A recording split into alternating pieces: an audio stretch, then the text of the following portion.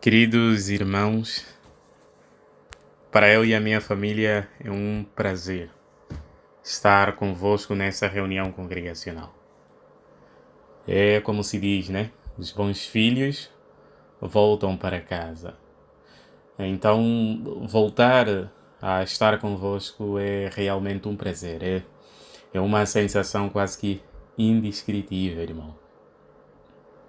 Agora, indo para o nosso discurso e repetindo o tema, só para nos recordarmos, o tema do nosso discurso é: escute e faça o que a Bíblia diz.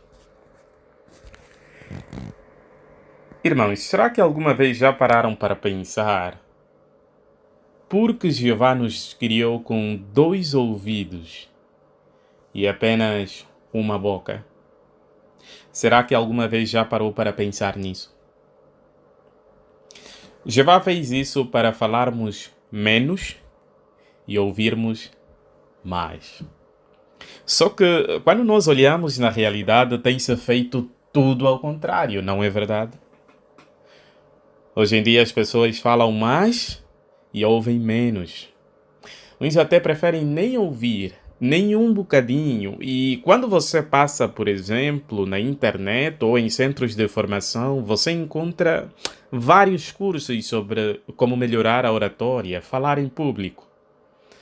Mas em relação a um curso de escutatória, como ouvir, olha, se o irmão encontrar um curso dessa natureza, por favor, me dá um sinal. Eu nunca vi. A capacidade de ouvir é um presente de Deus. Nós podemos ouvir uma bela música e até podemos ouvir uma voz consoladora de um amigo querido. Porém, quando o assunto é escutar, isso é algo muito mais abrangente. Escutar significa ouvir com a capacidade de entendimento e ter a reação de agir de acordo com o que se ouviu. Por exemplo, quando nós olhamos na definição dessa palavra, nós percebemos que escutar vai muito mais além do que apenas sentir vibrações sonoras nos nossos ouvidos. O livro de Gênesis, capítulo 22, versículo 17, Jeová disse que poderia abençoar Abraão. Sabe por quê? Porque Abraão escutou a sua voz. Então isso deixa claro que, segundo a Bíblia, escutar significa obedecer, significa prestar atenção. E é interessante que, mesmo depois dos tempos de Abraão, quando o nosso Senhor Jesus Cristo veio à Terra, Jesus várias vezes dizia assim às pessoas: quem tem ouvidos, ouça. Jesus sempre pediu que as pessoas ouvissem o que ele dizia. Hoje em dia, por exemplo, muitas pessoas já ouviram pelo menos alguma mensagem da Bíblia. Mas, assim como aconteceu nos dias de Jesus, poucos prestam atenção. Poucos escutam realmente. Isso acontece porque algumas pessoas têm uma opinião negativa sobre a Bíblia, outras preferem seguir ideias humanas, e ainda outras estão demasiadas envolvidas com os afazeres nas suas vidas. Porém, meus irmãos, algo muito importante que nós devemos ter em mente é que a nossa salvação depende de sermos humildes quando escutamos o que Jeová nos diz por meio da Bíblia. Para ilustrar, imagine um soldado que, enquanto o comandante dá explicações sobre como se posicionar, como vão atacar o inimigo numa batalha, fica distraído. Se ele não conseguir escutar as instruções do comandante corretamente, ele corre o perigo de, na batalha, se ferir, perder a própria vida ou até fazer com que um colega perca a sua vida. Da mesma forma, meus irmãos, hoje em dia nós vivemos num campo minado, num campo inimigo. Por isso é que nós precisamos ouvir bem, escutar o que Jeová nos diz por meio da Bíblia. A nossa salvação depende exatamente de como escutamos o que a Bíblia diz. Então, nesse discurso, meus irmãos, nós vamos falar exatamente de 3 áreas em que precisamos realmente escutar e fazer o que a Bíblia diz. A primeira área tem a ver com a necessidade de pregar as boas novas do reino. A segunda área tem a ver com a necessidade de realizar adoração em família regular. E a terceira área tem a ver com a necessidade de perdoar de coração os nossos queridos irmãos.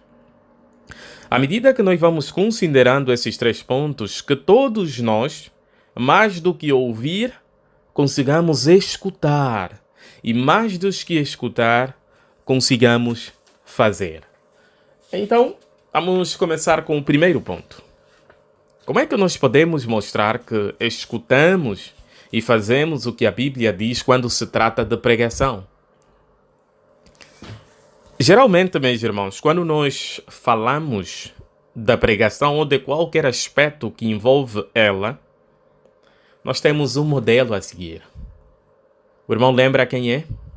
É verdade, nosso Senhor Jesus Cristo. Jesus disse que ele veio à terra para dar testemunho da verdade. O livro de Mateus, capítulo 9, versículos 35 ao 38, diz que Jesus fazia viagem em todas as cidades e aldeias para pregar as boas novas do reino. Jesus nunca aceitava esperar as pessoas irem até ele. Ele ia ao encontro delas, apesar de ser a segunda pessoa mais importante do universo. Mas por que Jesus dava tanto valor assim na obra de pregar? O que motivava realmente nosso Senhor Jesus Cristo?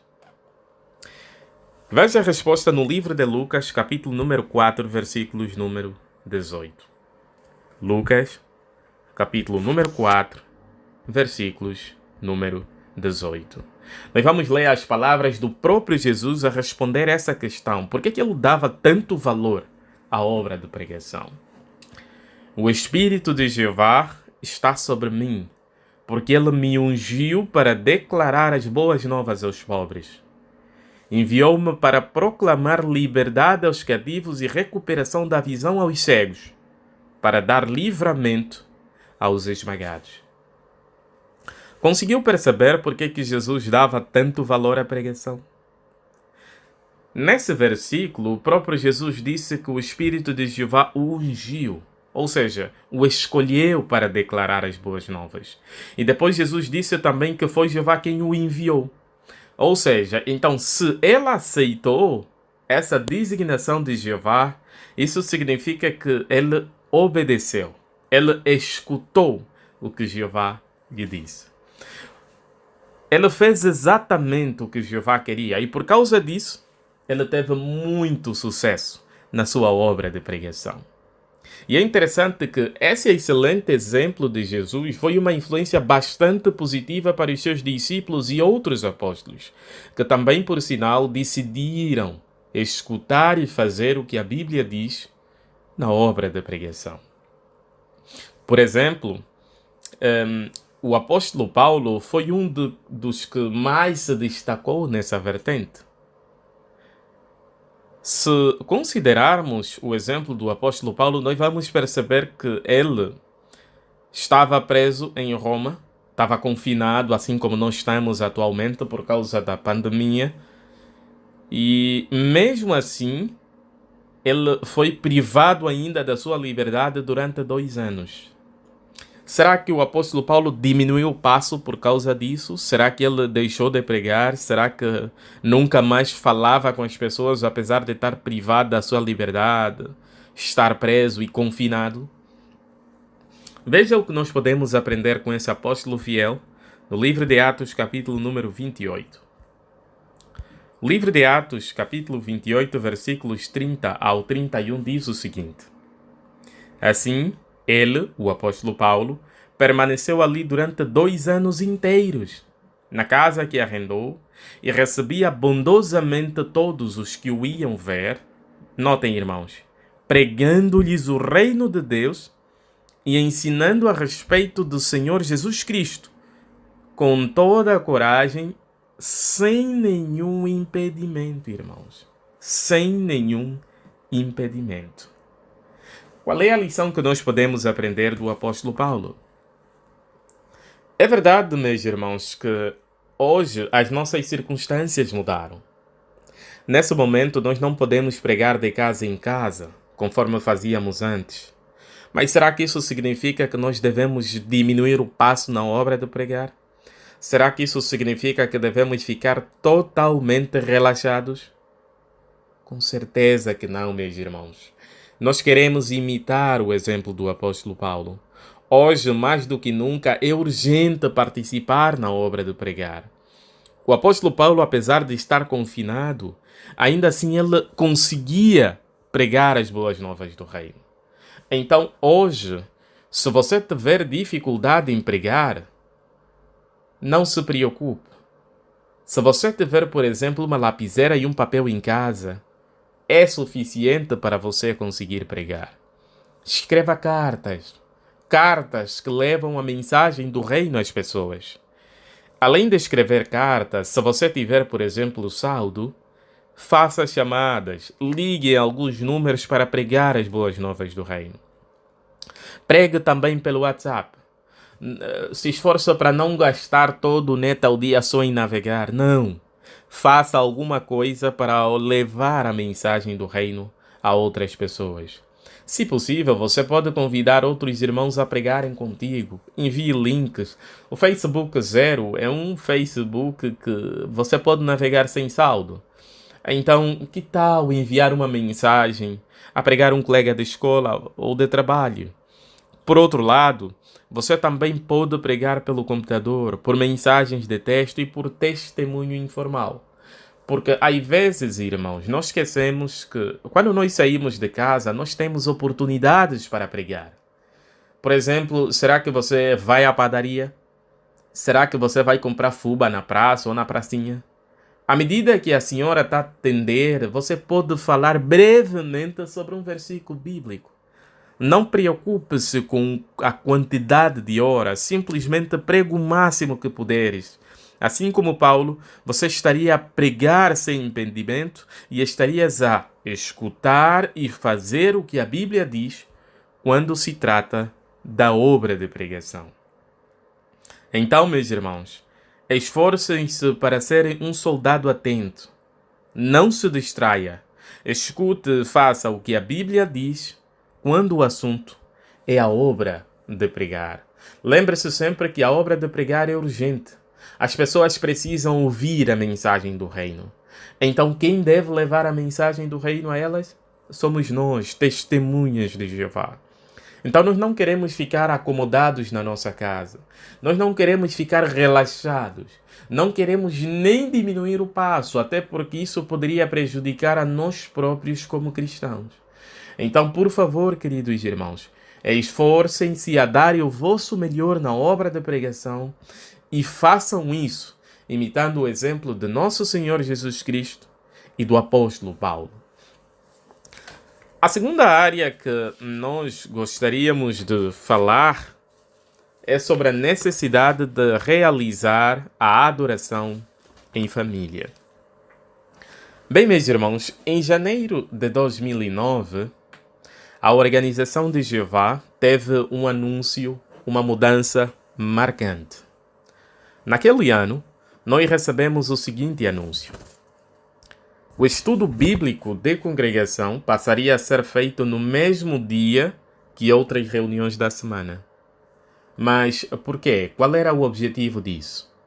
A publicação explica que um dos motivos para essa mudança foi para dar às famílias a oportunidade de fortalecer a sua espiritualidade por reservar tempo para uma noite específica toda semana para adoração em família. Agora eu pergunto ao querido irmão, à querida irmã, de lá para cá, quantas noites de adoração em família realizou? E, por outro lado, quantas não realizou? Será que o teu saldo é positivo? Será que você está a escutar e fazer o que a Bíblia diz quando o assunto é realizar a adoração em família? Será que é um soldado atento ou está distraído? Veja o que Jeová nos diz a respeito da necessidade de transmitirmos os conhecimentos, a mensagem da Bíblia à nossa própria família. Deuteronômio, capítulo número 6, versículos número 6 ao 7. Veja o que Jeová espera dos chefes de famílias e daqueles que têm responsabilidade familiar. Estas palavras que hoje te ordeno devem estar no teu coração. Ou seja, essa orientação da realização regular da adoração em família primeiro deve estar no teu coração como chefe da família. Jeová está a dizer que você deve levar a sério essa responsabilidade. Mas agora, e depois o que é que você deve fazer? E deves inculcá-las, ou como diz a nota, repeti-las ou gravá-las nos teus filhos e falar delas sentado na tua casa, ao andares pela estrada, quando te deitares, quando te levantares. Irmão, notou o que Jeová espera dos chefes de família quando o assunto é a adoração em família?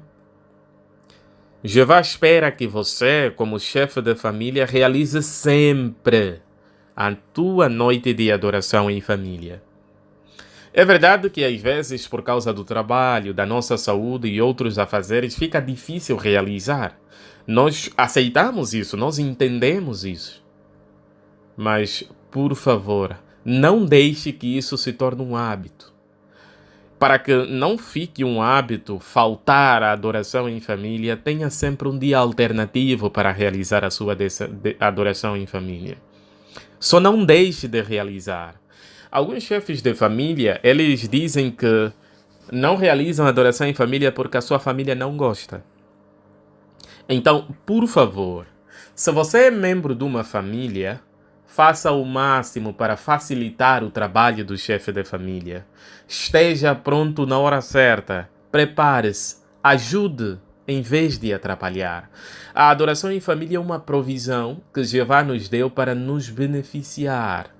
Então, se todos da família levarem a sério essa provisão, então a própria família sai beneficiada. Mas por que é importante realizar a adoração em família regular? Será que você gostaria de ter uma família mais unida? Uma família mais compreensiva, mais pacífica? Uma família cada vez mais espiritual, forte em sentido espiritual ou até habilitada para viver no novo mundo? Então realize sempre a sua noite de adoração em família. A sobrevivência da nossa família dependerá de como está alimentar-se agora em sentido espiritual. Então, meus irmãos, se algum dia, por acaso, você tiver preguiça de realizar a adoração em família, lembre-se de que foi retirado um dia na reunião do meio da semana só para você ter mais tempo para realizar a tua adoração em família.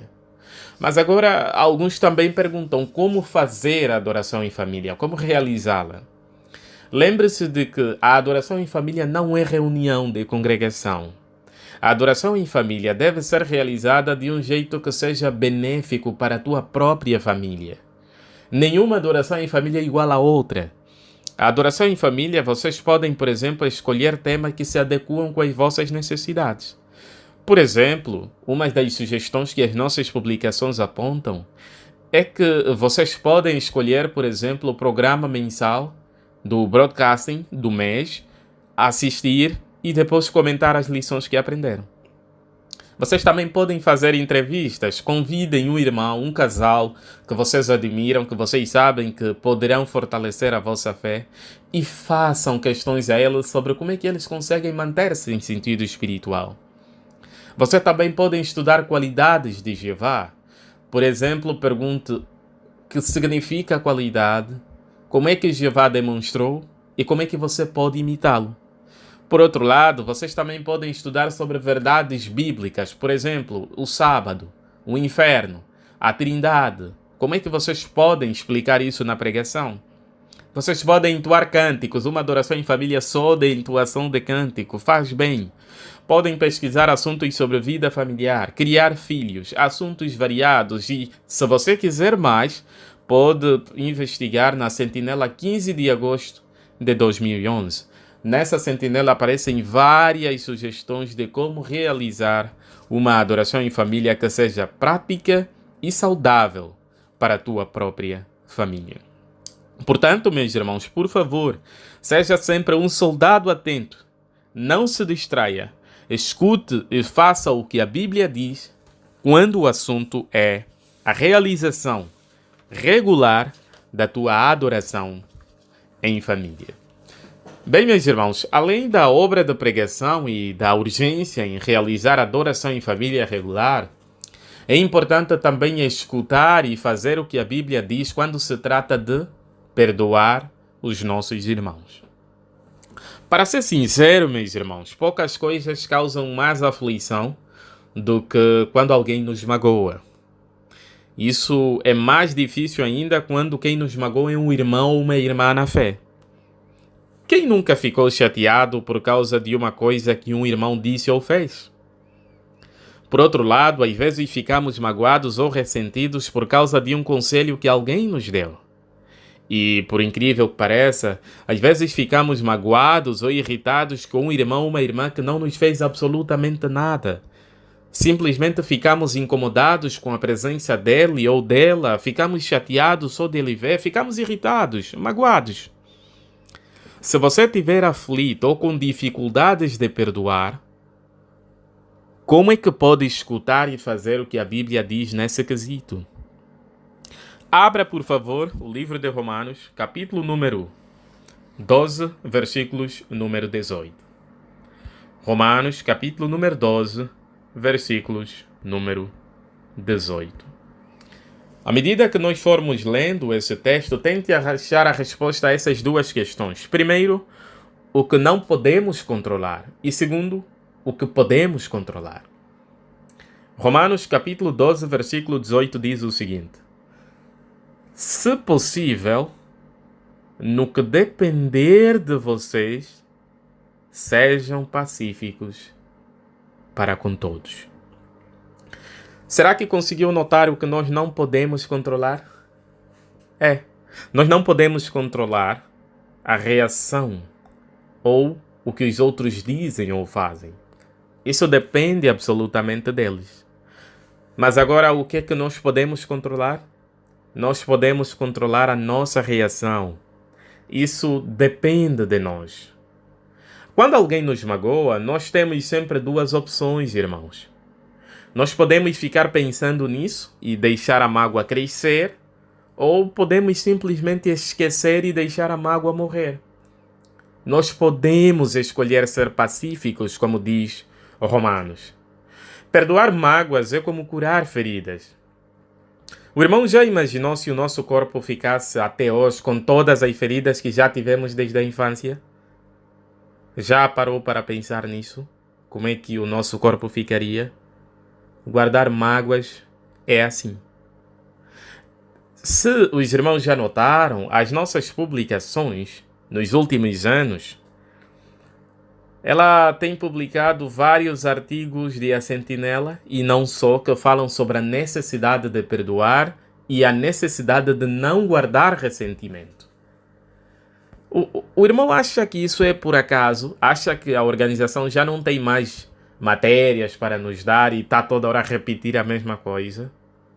Não, meus irmãos. Jeová já está a nos treinar para vivermos unidos no novo mundo. Jeová prometeu um paraíso para todos e não cada um com o paraíso dele, cada um separado. Será que você está conseguindo escutar a voz do Espírito Santo em relação ao perdão? Então, se alguém te magoar, não pense que aquela pessoa é a pior do mundo. Não pense que ela fez de propósito. Tente achar algo de bom na pessoa e lembre-se de que, assim como você, ela também está a se esforçar para entrar no novo mundo. Lembre-se de que você próprio também já magoou alguém e já vai estar sempre a te perdoar. Então, se alguém, por exemplo, nos deu um conselho que achamos que não foi da maneira certa, por favor, concentre-se no conselho e não na forma como foi dada. Até porque os seres humanos não são peritos em conselhos. Há quem dá conselho e fale em algumas palavras. Então concentre-se simplesmente no conselho que foi dado. Lembre-se de que a Bíblia fala de pessoas que perderam ou mantiveram a sua relação com Jeová dependendo da maneira como reagiram a uma correção. A nossa salvação dependerá também da nossa disposição de perdoar. Bem, meus irmãos, visto que o nosso discurso já está no fim, eu gostaria de contar uma história que deixa claro a necessidade de perdoar. A história tem como tema crie pontes. Como assim? Bem, meus irmãos, existiam dois irmãos e, por alguma razão, o irmão menor fez alguma coisa que deixou o irmão mais velho muito chateado. O irmão mais velho decidiu não perdoar. Ele guardou ressentimento e odiava o seu irmão menor. Só que acontece que o irmão mais velho vivia no lado direito do rio e o irmão mais novo vivia no lado esquerdo. Então, muitas vezes, quando o mais velho acordava, ele olhava para o outro lado do rio e via o irmão. E isso aumentava ainda mais na raiva dele. Então, o que ele fez? Ele decidiu viajar, mas antes contratou um carpinteiro. Ele disse, olha, senhor, eu gostaria que você fizesse um muro de madeira tão alto para que sempre que eu acordasse não visse o meu irmão. E ele foi para a viagem. Só que quando ele voltou, os irmãos sabem o que ele encontrou? Ele encontrou uma ponte. Sim, o carpinteiro, em vez de um muro, criou uma ponte que ligava os dois lados do rio. Então, assim que ele chegou, ele olhou para o carpinteiro e disse, mas espera aí, eu não vou te pagar. Eu te pedi para construir um muro de madeira e você construiu uma ponte?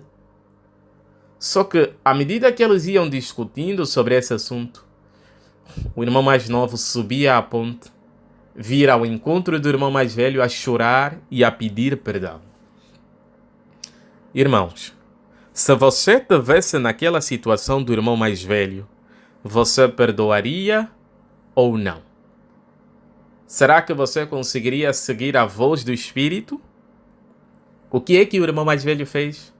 Ele correu ao encontro do irmão mais novo, deu um abraço bem forte, os dois começaram a chorar e ele perdoou de coração.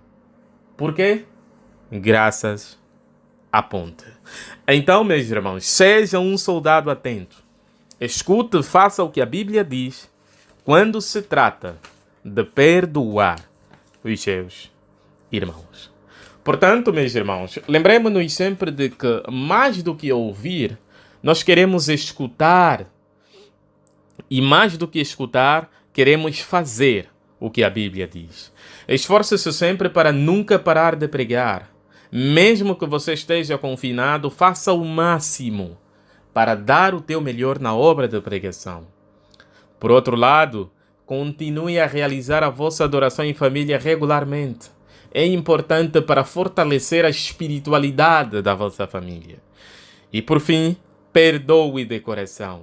Não crie barreiras, não crie muros. Crie pontes, meus irmãos. Liguem-se uns nos outros.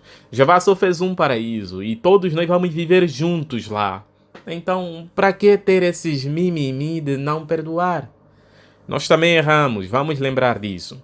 Mas agora, se nós escutarmos e fazermos o que a Bíblia diz, qual será o real resultado?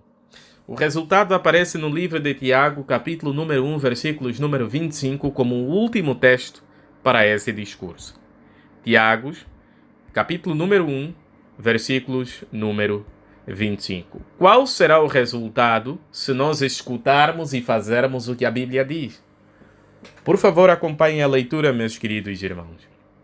Aquele, porém, que examina com cuidado a lei perfeita que pertence à liberdade, ou seja, aquele que escuta e faz o que a Bíblia diz, quando o assunto é a pregação, é a adoração em família ou a necessidade de perdoar e continua nela, ou que não para de fazer essas coisas importantes, notem, irmãos, torna-se não um ouvinte que facilmente se esquece, mas um cumpridor da obra. E ele será feliz no que faz. Sim, será feliz no que faz.